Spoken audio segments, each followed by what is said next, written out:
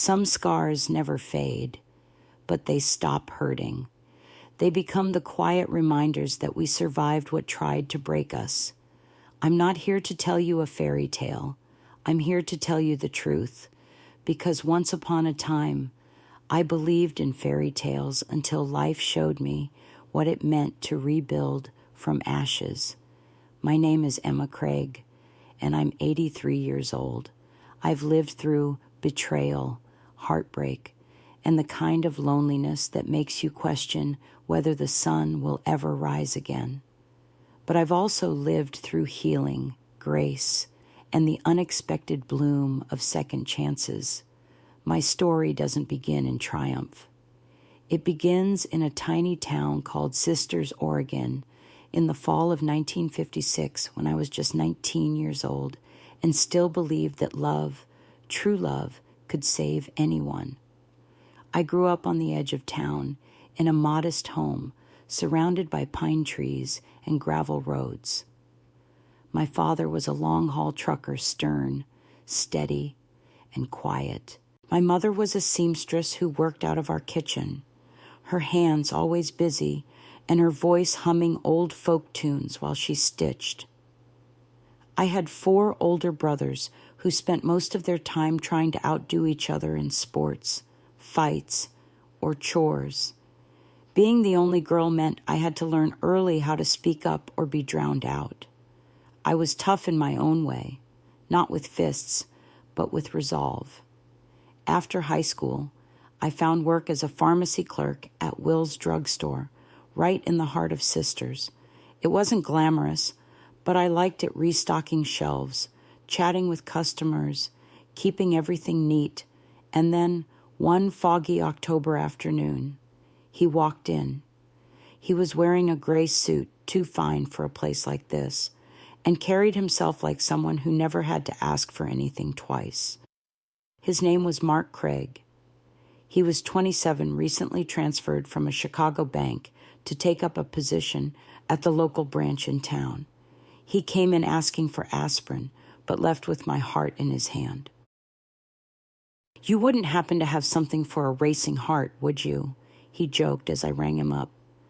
I laughed too loudly, probably, and blushed like a schoolgirl. He waited for me outside after my shift, standing in the mist with 2 coffees in his hand. I'll never forget that image. That was the night it all started. Mark had a way of making you feel seen, like you were the only person in the world that mattered when he looked at you. My father didn't take to him at first. City men have fast hands and slippery promises, he used to say, but even he couldn't resist Mark's charm for long. Within 6 months, we were engaged, and by December of that year, we stood hand in hand at the First Baptist Church, saying our vows beneath a garland of winter roses. I wore a white dress my mother sewed by hand. It had taken her nearly 3 months to finish layers of lace and satin and patience. My bouquet was a mix of daisies and ivory roses. There's a black and white photo of us from that day. Him, standing straight and proud in his suit. Me, leaning just slightly into him like I already knew I'd need his strength someday. We rented a little 1-story house near Main Street. It wasn't much, just a narrow porch, 1 bathroom, and floors that creaked when you walked too fast. But to me, it felt like a castle. I planted geraniums along the front steps and learned to cook Mark's favorite meals. On Sundays, we'd walk down to church together, fingers laced, heads high. Everyone would say how lucky I was, and back then, I believed them. In 1958, our first daughter, Hannah, was born. I didn't know a heart could stretch that wide until I saw Mark hold her for the first time, tears glistening in his eyes. I thought, this is it. This is happiness. A man who loves me, a child in my arms, a home with laughter and soft morning light. By 1960, I was pregnant again.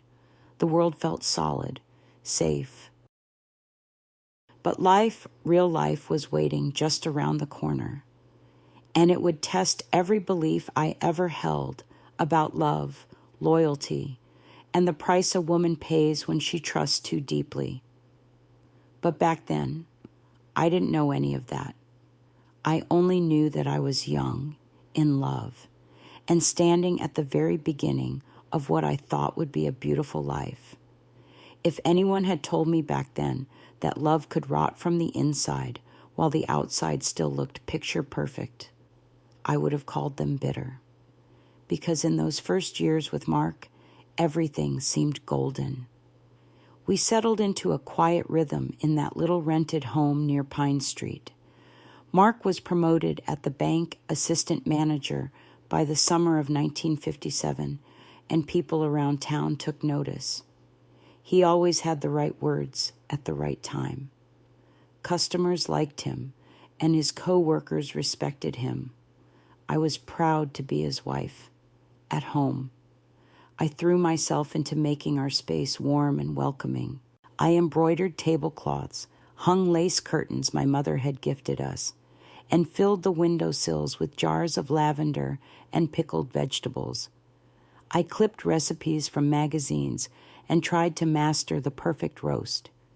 Mark would come home to the smell of baked apples and cinnamon, and he'd wrap his arms around my waist and whisper, "How did I get so lucky? We didn't have much, but we had each other." And that felt like more than enough. Then came Hannah. It was a cold February morning in 1958 when I went into labor. I still remember the snow clinging to the edges of the hospital windows as I held her for the first time. Tiny, warm, red-faced, and wailing with life. Mark cried. He actually cried, and I thought I'd never love him more than I did in that moment. Bringing Hannah home felt like stepping into a brand new world. Every creak of the floor near her crib woke me. Every breath she took felt like a small miracle. Mark doted on her, rocked her in the evenings, read out loud from newspaper comics, even though she couldn't understand a word. Sometimes, when she slept in my arms, I'd look at Mark and wonder how I got so blessed. On Sundays, we had a routine church in the morning, lunch with my parents or his Aunt Mildred, and then a stroll through the Sister City Park.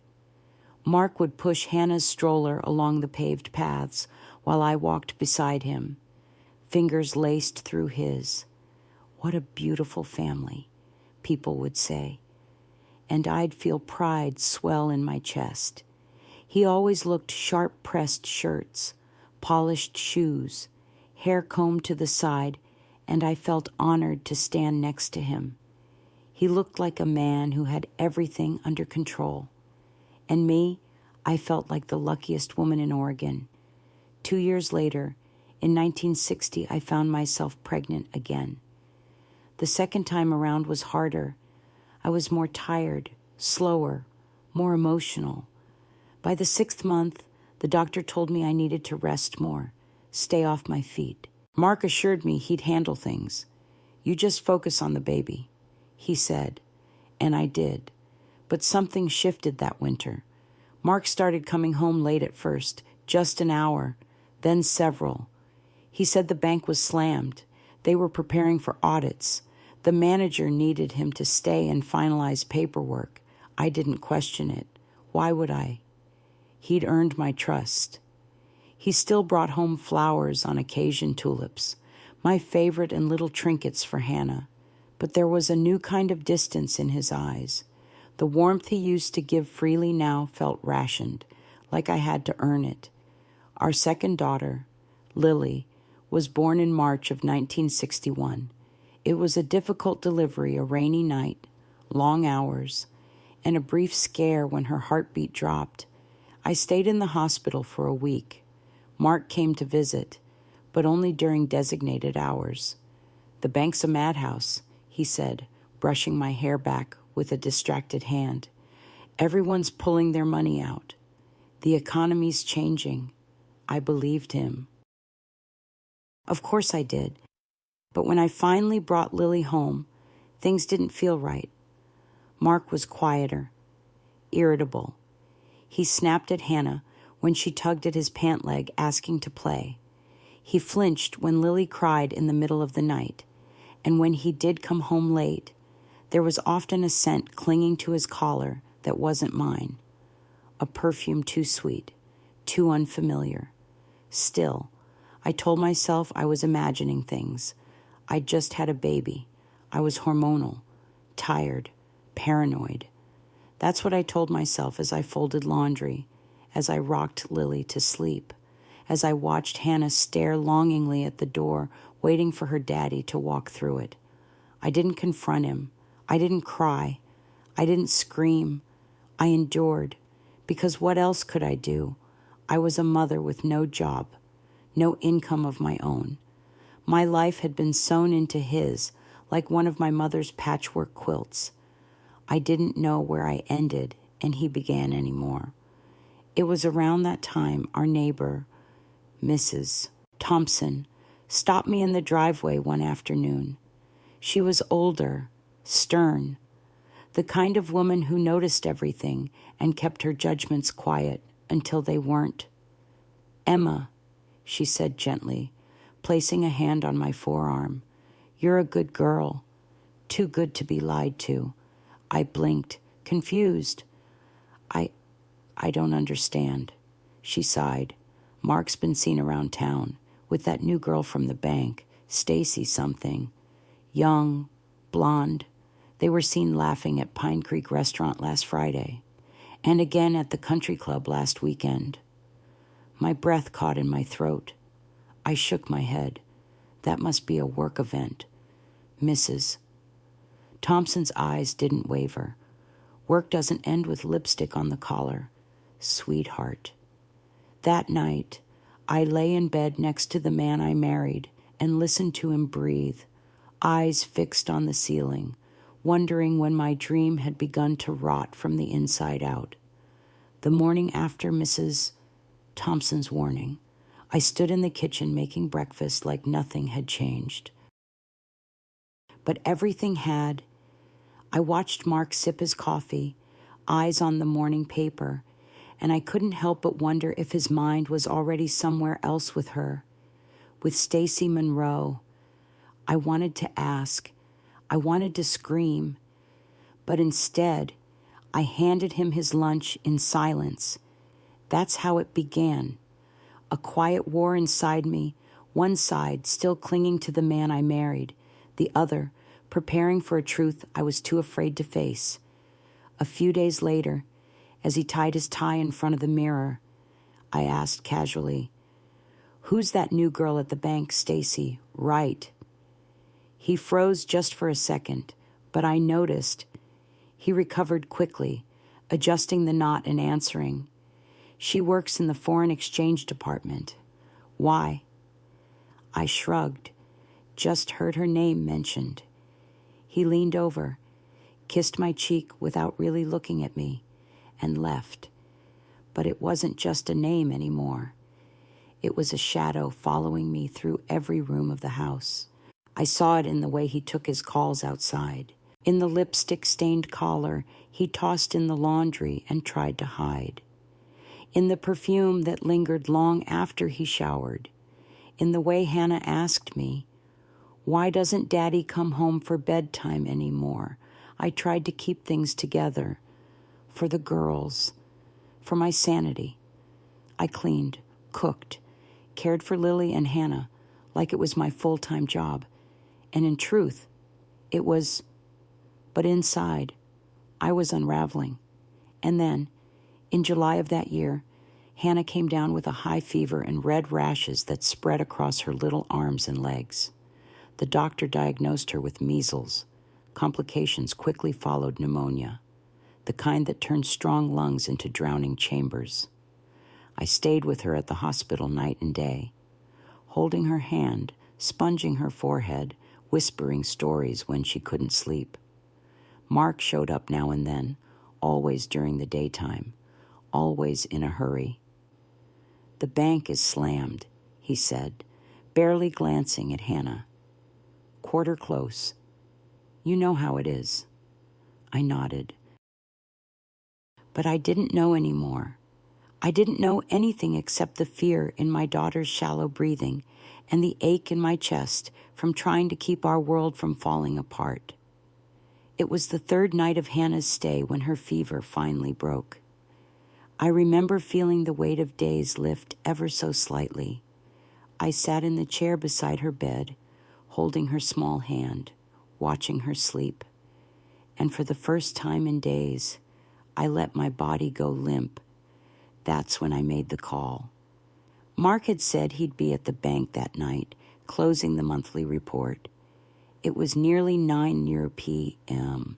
Something didn't sit right. I needed to hear his voice, to know he was thinking about us. I dialed the main number.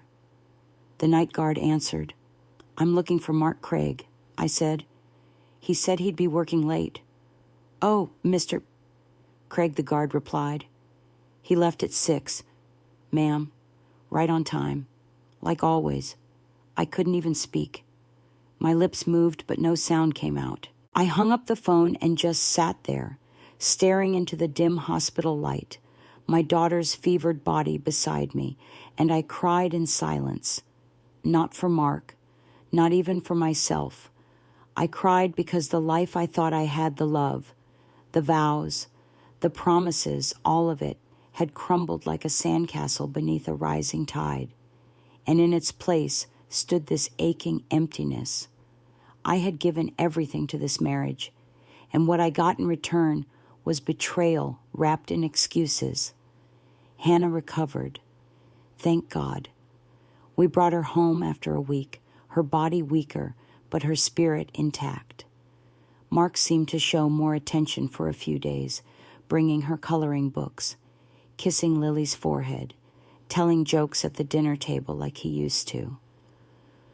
For a moment, I thought maybe it was over.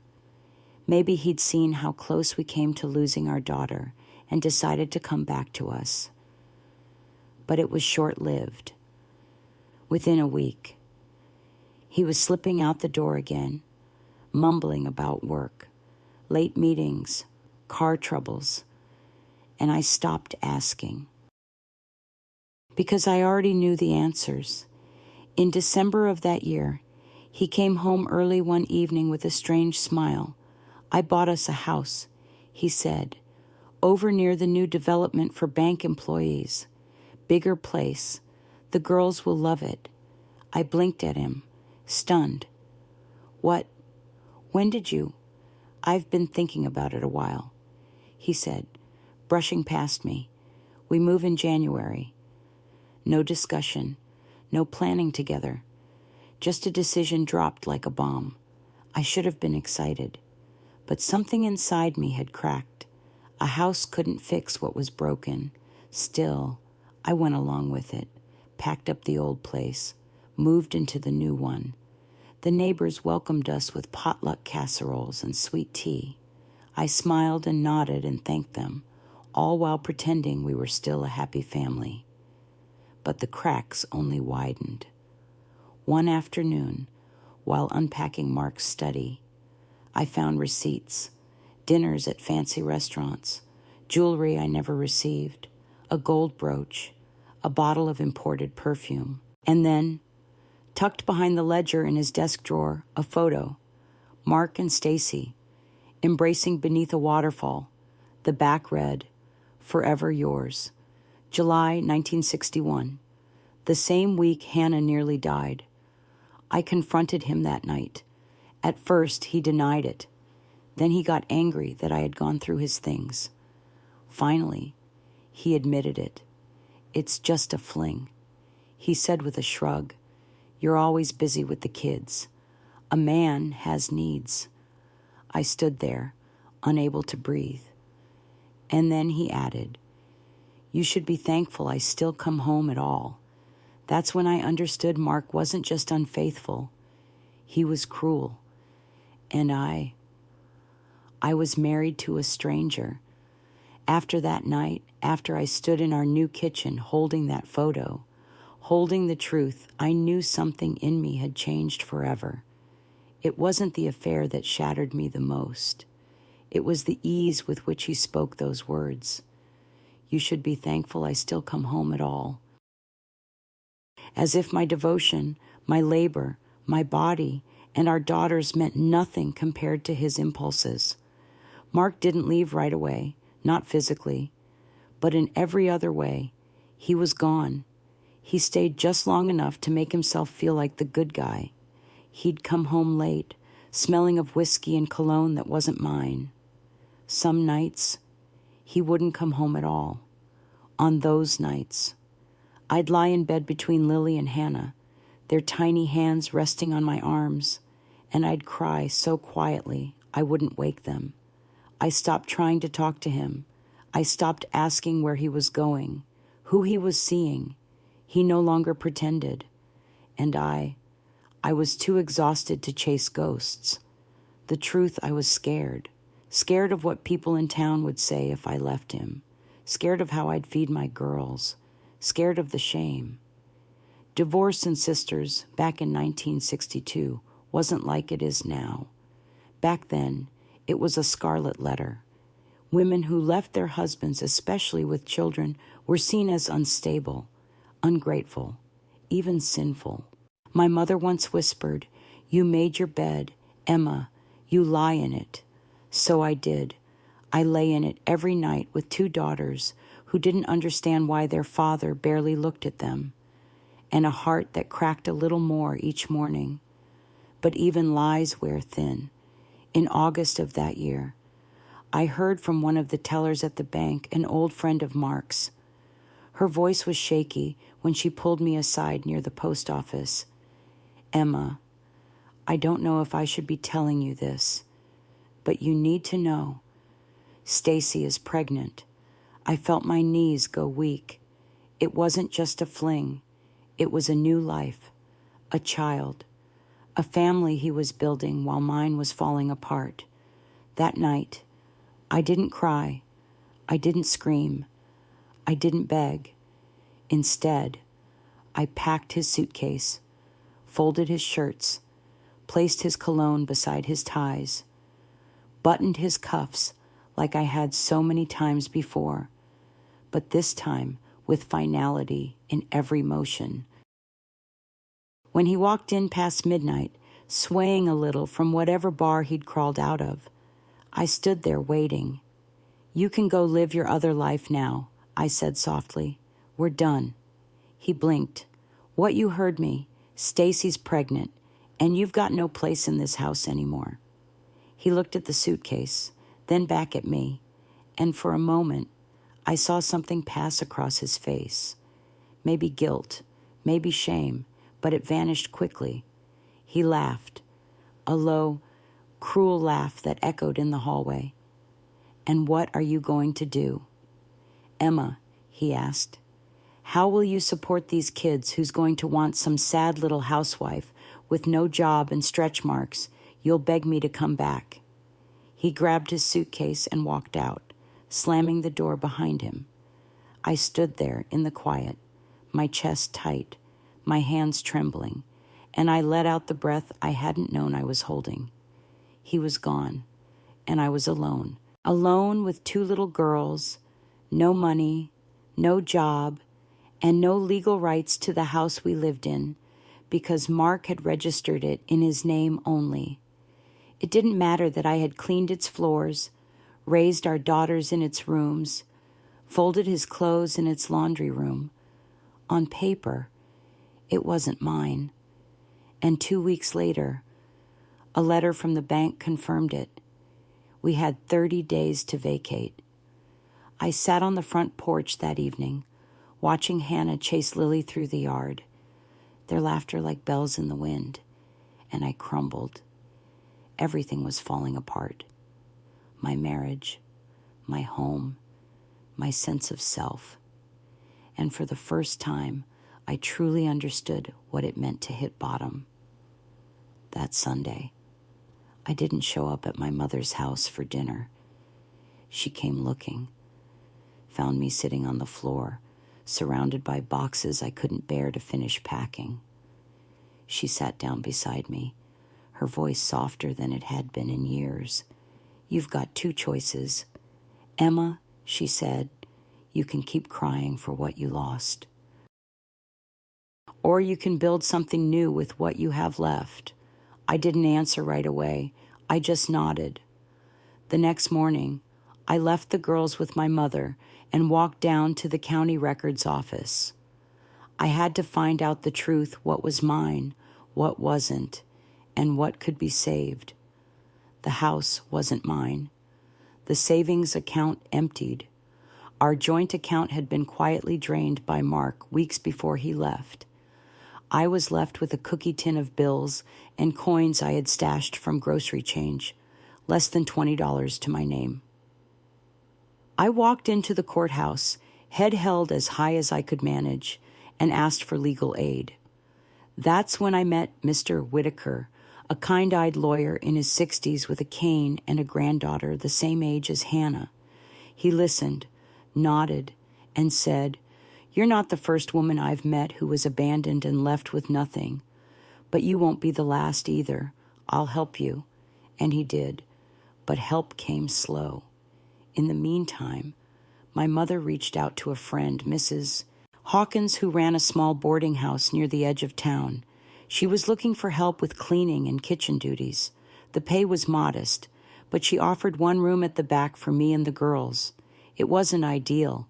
It wasn't what I'd dreamed, but it was a roof. So I took the job.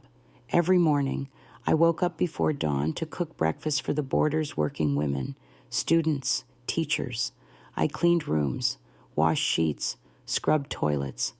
My hands bled from the bleach. My back ached. My pride was bruised. But my girls were fed, and we were safe. That was enough.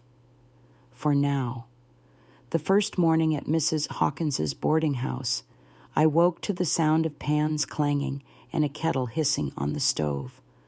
Our room was small, just enough space for a narrow bed I shared with Lily and Hannah, a chest of drawers with 2 squeaky handles, and a small window that looked out onto the alley where the delivery truck dropped off supplies.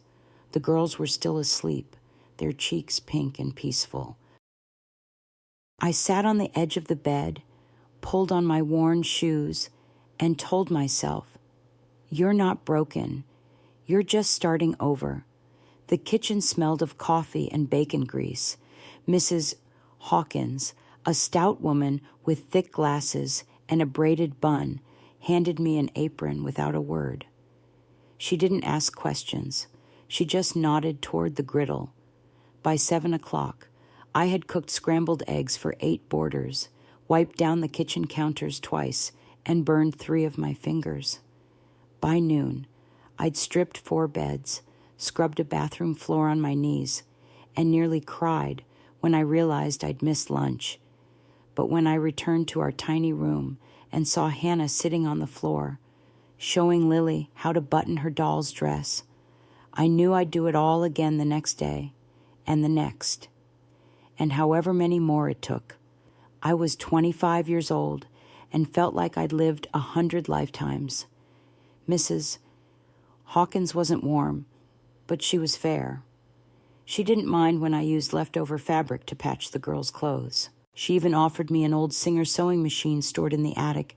"Still works," she said. "Takes patience and oil, like most good things." That machine became my second job. At night, after the boarders had gone to bed and the girls were asleep beside me, I sat at the small table in our room, stitching hems, replacing zippers, mending blouses. At first, it was just repairs for the house. Then Mrs. Hawkins let the boarders know I did sewing, and they began bringing in work dresses to be shortened, uniforms to be taken in, tears to be patched.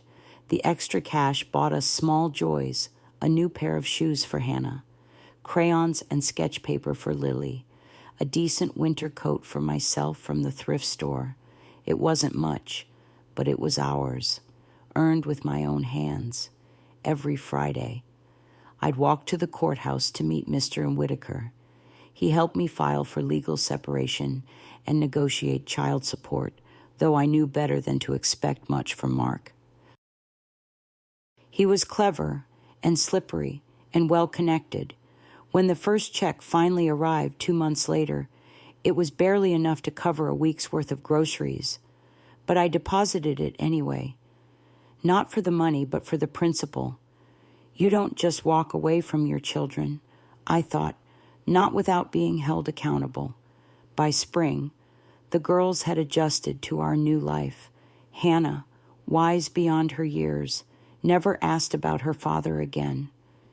She kept her pain folded up inside her like a handkerchief. Lily, younger and softer, still asked sometimes if Daddy was going to come back. I would smile and say, "Sweetheart, we have everything we need right here." But truth be told, I was exhausted, physically, emotionally, spiritually. And then like a whisper in the dark came something I hadn't expected. Hope. It arrived in the form of a letter. One evening, after dinner, Mrs. Hawkins handed me an envelope with my name written in neat cursive. Inside was a short note from one of the boarders, Miss Lane, a young teacher who had just landed her first full-time job.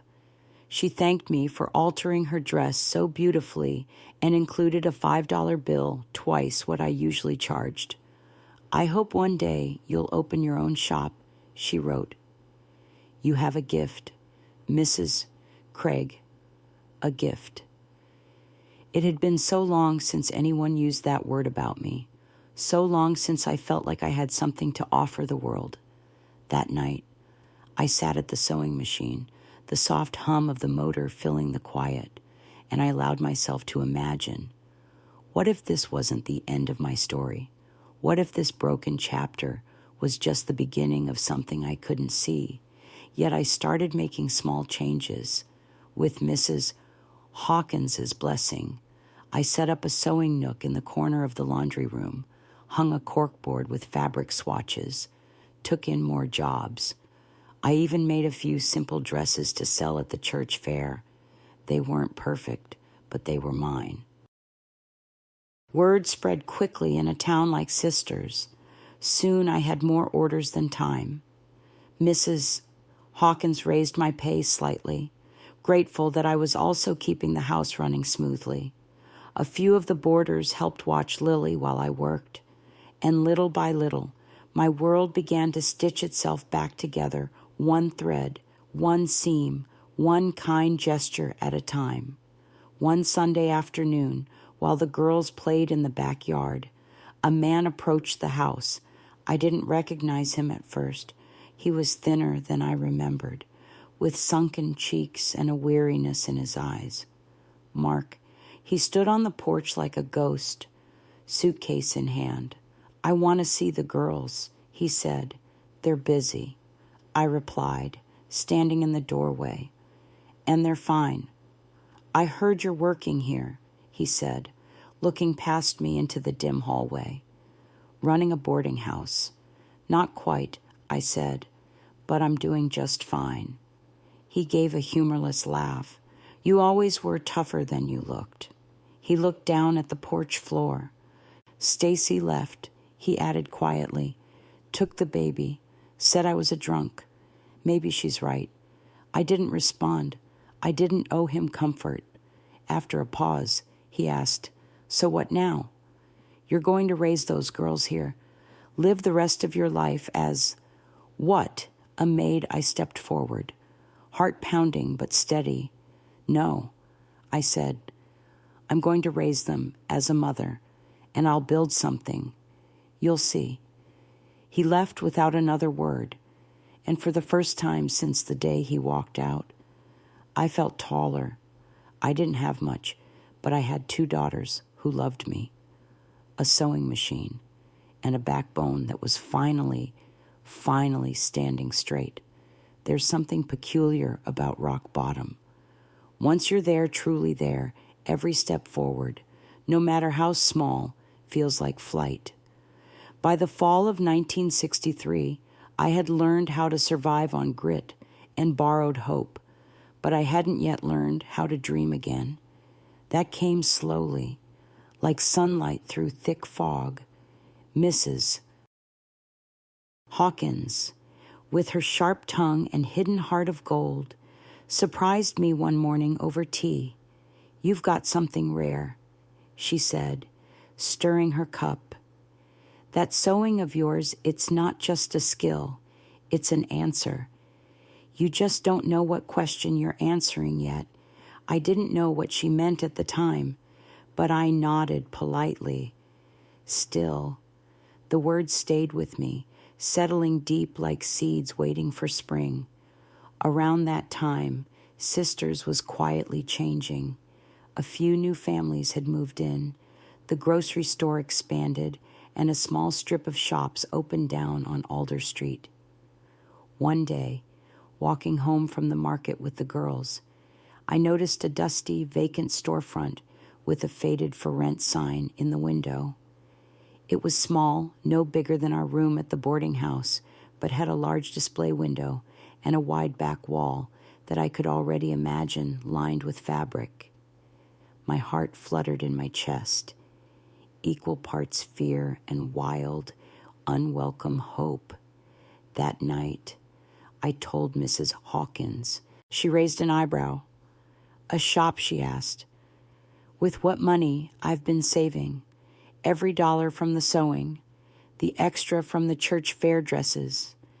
Hannah's old piggy bank has more than loose change now." She sat quietly, then said, "Then maybe it's time." We met the landlord the next morning. He was hesitant at first, what was a single mother with 2 children going to do with a storefront. But I showed him samples of my work: neatly stitched blouses, embroidered handkerchiefs, a dress I'd sewn from scrap cloth that had won quiet praise at a church auction. I signed the lease for 6 months. That same week, I gave notice to Mrs.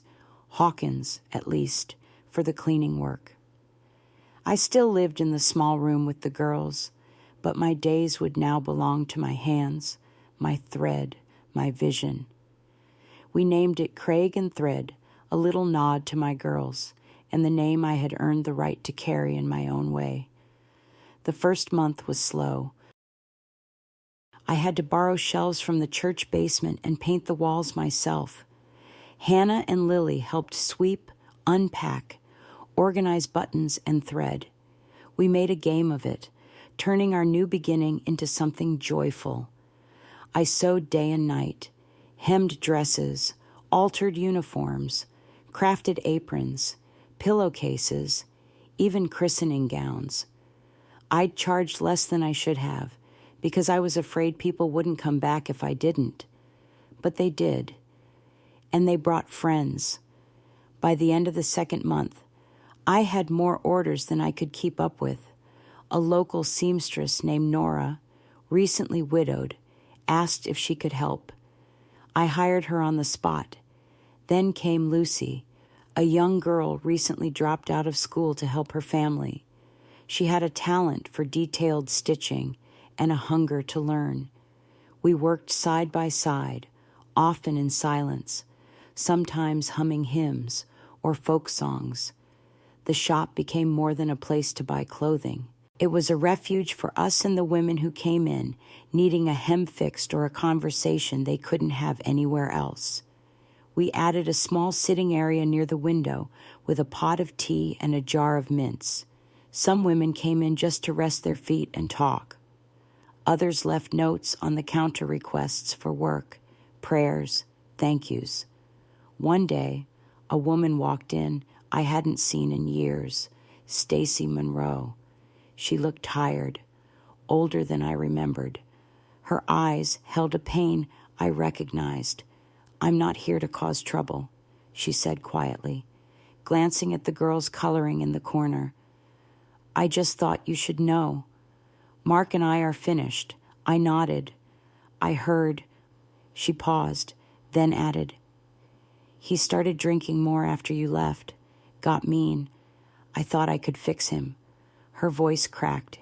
"You don't have to explain," I said gently. "I know what he was." Before she turned to leave, she said, "Noah the boy, we named him Noah. He's 3 now. Looks like Mark. But I pray he grows up nothing like him." That night, I lay awake thinking about her words.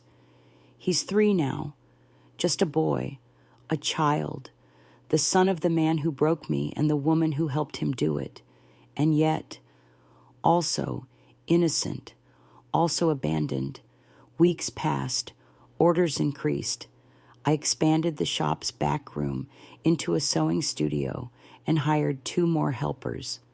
We began creating custom pieces, simple but elegant, with a signature style that people began to recognize. A local newspaper did a small write-up from scandal to Stitching Sisters' quiet success story. I didn't feel like a success. Not yet, but I felt something better steady. One afternoon, while closing the register, Lily tugged at my skirt. "Mommy, does this mean we're not poor anymore?" I smiled and kneeled beside her. "We still don't have much, baby, but we have enough." She nodded like she understood. And maybe, in her small way, she did. I had taken the scraps life gave me and stitched them into something useful. Not perfect, but whole. And that, I realized, was a kind of wealth the world couldn't measure. The first time I saw Noah Monroe, he was sitting on the steps of the Methodist church with a suitcase nearly as big as his small body. His cheeks were red from the cold, and his knuckles were raw where he'd clutched the metal handle too tight for too long. He was just 3. I hadn't planned on seeing him that day. I'd gone to the church to drop off a donation basket from Craig and Thread, some handmade scarves, a few pairs of mittens, and 2 baby blankets stitched by Nora. The town's winter drive was underway, and I wanted to give something back, even if only in fabric. But then I saw him, alone, quiet. The pastor stepped out and recognized me. He nodded solemnly. "Emma," he said gently, "this is Noah, Stacy's son." I hadn't heard from Stacy since our encounter at the shop months before. I'd assumed she had moved on, or maybe returned to her family. I didn't know what happened to her, but clearly something had. The pastor continued. "Stacy passed away 2 weeks ago. Car accident. No family stepped forward for Noah. The county's looking into foster care. My legs felt weak. Mark hadn't claimed him, not even after Stacy's death." I looked at that child, his too thin jacket, his tired eyes, the way he held his little shoulders high, like someone already bracing for rejection, and I couldn't move. The pastor crouched next to the boy. "Noah, this is Miss Emma. She makes the warmest mittens in all of Sisters." He looked up at me, unsure. I crouched down and offered a smile I didn't feel quite yet. "Hi there, sweetheart. Are your hands cold?" He didn't answer, just nodded. I gently pulled a pair of small wool mittens from the donation basket and slipped them onto his hands. He whispered, "Thank you." I don't know what came over me in that moment. Maybe it was the way his voice sounded like Lily's when she was little, or the hollow echo of being left behind, something we both knew too well. Or maybe it was just this truth I'd learned the hard way: a child should never carry the weight of their parents' sins. I turned to the pastor. "Let me take him home, at least for the night." That night turned into a week. That week turned into a month. At first, the girls didn't know how to feel. Lily was curious, warm. She'd sit next to him and share her toys, tell him stories, teach him the names of everyone at Craig and Thread. She called him Little Buddy and made it her mission to get him to laugh. Hannah, older, more cautious, held back. "He's Mark's son," she whispered to me one night as I tucked her in. "Yes," I said honestly, "he is." "Does that mean he's ours too?" That question split something open inside me. I looked into her thoughtful eyes and answered as carefully as I could. It means he didn't ask to be born into this mess, and he didn't deserve to be left behind. Just like we didn't. She was quiet for a while, then said, "Okay," and turned to the wall. But a few days later, I found her sitting beside Noah, reading one of her school books aloud. He couldn't understand half of it, but he sat still, listening. That's how healing begins, not in grand gestures, but in small, quiet choices to stay soft in a world that tries to make us hard. I contacted Mr. Whitaker and explained the situation. He helped me file the paperwork for emergency guardianship. It wasn't simple, but nothing in my life ever had been. And once again, I walked into the courthouse not as a broken woman, but as a mother trying to protect a child. In the weeks that followed, Noah began to blossom. He followed Lily around like a shadow. He smiled more. He ate better. He started drawing with crayons, always using the color yellow, which he said reminded him of sunlight. And then one night, as I tucked him in on the pull-out cot in our room, he reached up and touched my cheek. "Are you my mommy now?" I froze. I wanted to give the right answer, so I said, "I'm the person who will never leave you. That's what matters most." He nodded, as if that was enough, and somehow it was. By Christmas, he had a permanent spot at our dinner table, a stocking with his name hung beside Hannah's and Lily's, and a coat I'd saved up for hanging on the hook by the door. People in town whispered. Of course they did. Some said I was a saint. Others, a fool. She took in his child, they muttered. But I wasn't trying to prove anything. I wasn't trying to forgive Mark. I wasn't even trying to rewrite the past. I was simply choosing love where I could. And Noah, quiet, yellow crayon-loving Noah, reminded me every day that love, when chosen freely, is the most powerful thing a woman can offer this world. The idea came to me one night as I stood alone in the sewing studio, looking at the worn floorboards and walls that had seen so many stories, stitched into them some of pain, many of healing. I had built Craig and Thread from scraps, literal and emotional. But now it was more than a shop. It was a place where women found dignity, a place where children felt safe while their mothers worked, a place where people lingered, not just for clothing, but for warmth.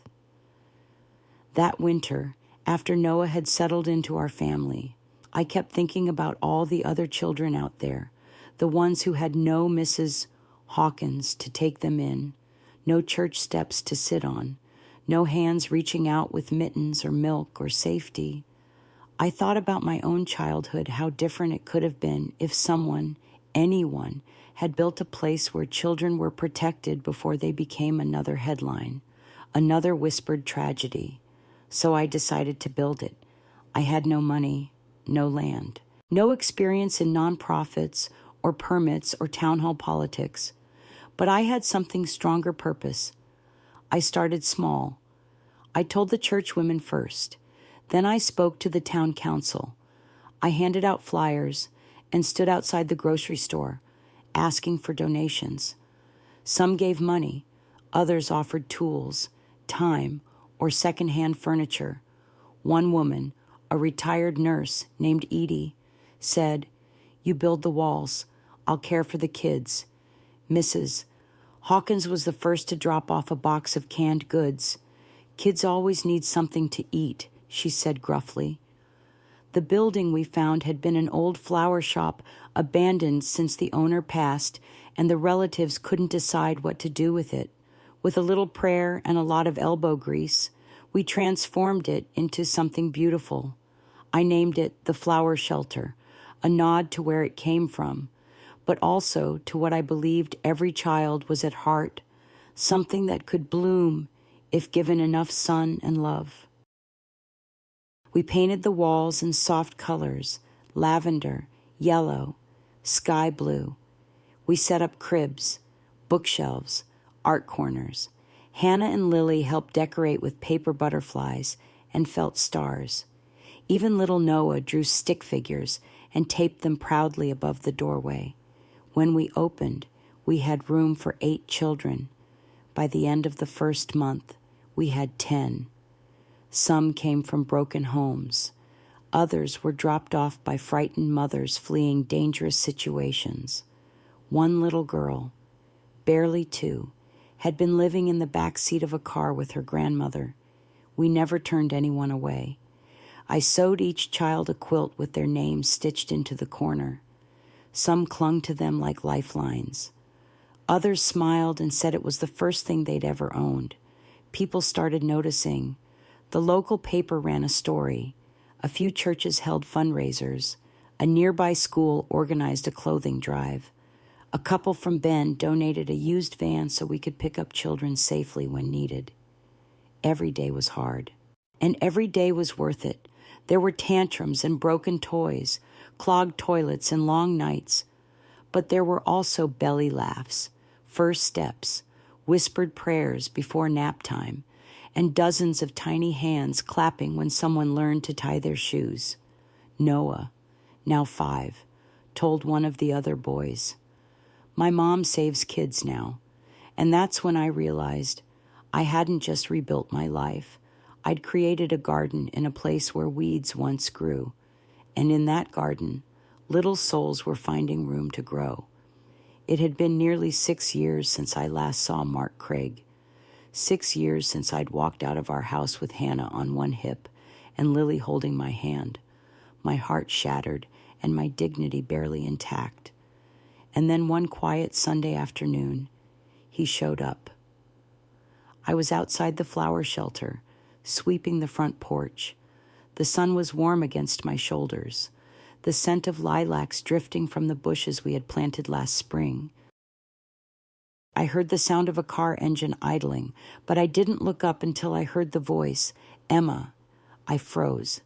Time has a strange way of softening memories, but it didn't soften my reaction. My breath caught in my chest. I turned slowly, and there he was. Mark. He looked older. Not just in the gray hair or the lines creased around his eyes, but in the weight he carried on his face. He looked like a man who had lost things, and maybe that's what he had become. He took a step toward me, then stopped, sensing the invisible wall between us. "I heard about the shelter," he said, "and Noah." I nodded but said nothing. "He's mine," he continued, "and I didn't know what to do when Stacy died. I wasn't ready to be a father." I asked, my voice colder than I meant. He looked down, ashamed. I wasn't ready for any of it. Not back then, not now. I studied him. He wasn't drunk. He wasn't yelling. He wasn't the Mark who had thrown chairs and slammed doors. But I wasn't interested in the man he might have become. I was focused on the man I'd survived. "Noah is safe," I said. "He's loved. That's all you need to know." He nodded slowly. "I don't expect forgiveness." "Emma, I don't deserve it." "No," I said. "You don't." He looked back at the car. "I'm sick," he added, voice lower. "Lung cancer. They gave me months." I said nothing. "I'm not here to beg. I'm not here to make peace. I needed to see that you were okay, that the girls were okay." His eyes softened as he looked toward the shelter. A few children were playing near the fence, laughter bubbling in the air.